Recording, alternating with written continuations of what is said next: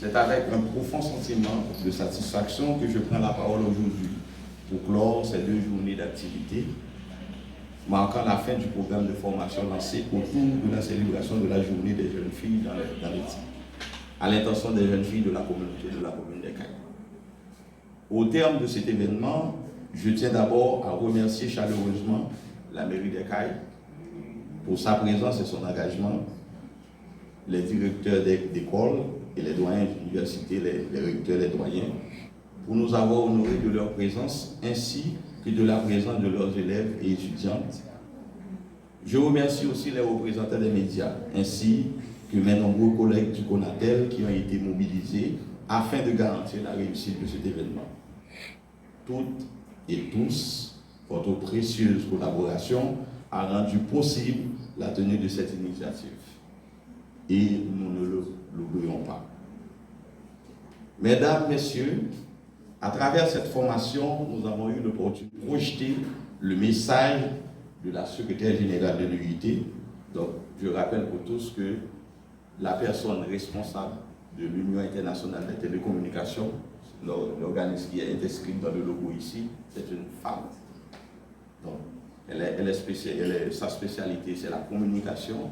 Donc, elle arrive au plus haut niveau, diriger l'organe pratiquement responsable de la promotion des technologies dans le monde, l'UIT.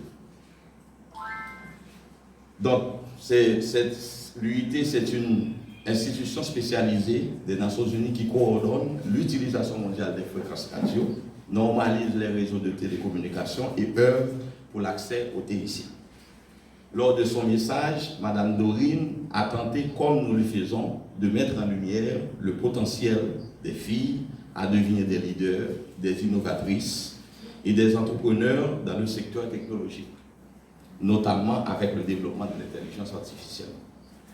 Aussi, les différentes intervenantes des panels ont pu présenter le CONATEL et le secteur des télécommunications en Haïti, engager le débat sur l'intelligence artificielle, suivi d'une démonstration d'outils. On a eu plusieurs démonstrations. Outils numériques au service du développement. Ensuite, une présentation a abordé l'aspect éthique dans le numérique, puis une autre a mis en avant les opportunités de carrière dans le secteur des TIC.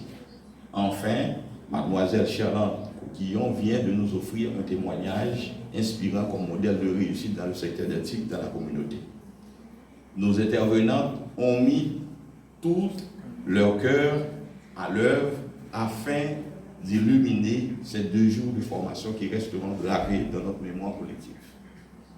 Je voudrais féliciter tous les participants, élèves, étudiantes, responsables, professionnels de la communauté pour leur enthousiasme et la qualité de leurs interventions.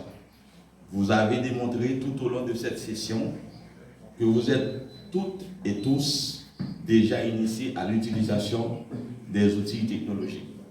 Vos téléphones ainsi que leurs nombreuses applications, pour la plupart des réseaux sociaux, n'ont plus aucun secret pour vous.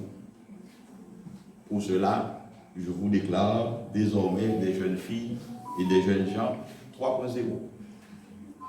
Notre responsabilité est immense dans un contexte où les télécommunications représentent une infrastructure vitale pour le développement économique et social de notre pays. Nous devons conjuguer compétences techniques, développement de programmes de formation dans les métiers STEM, à savoir sciences, technologie, ingénierie et mathématiques, se concentrant sur la résolution de problèmes, de pensée critique, de créativité et d'innovation technique. C'est pour ça qu'on a-t-elle lancé Combine IA. Il y a un slogan, il y a un programme, mais le slogan du Québec c'est en engager dans Combine ça pour faire IA, il y a un outil changement, comme il est dit dans le thème de l'événement. Je vous remercie tous.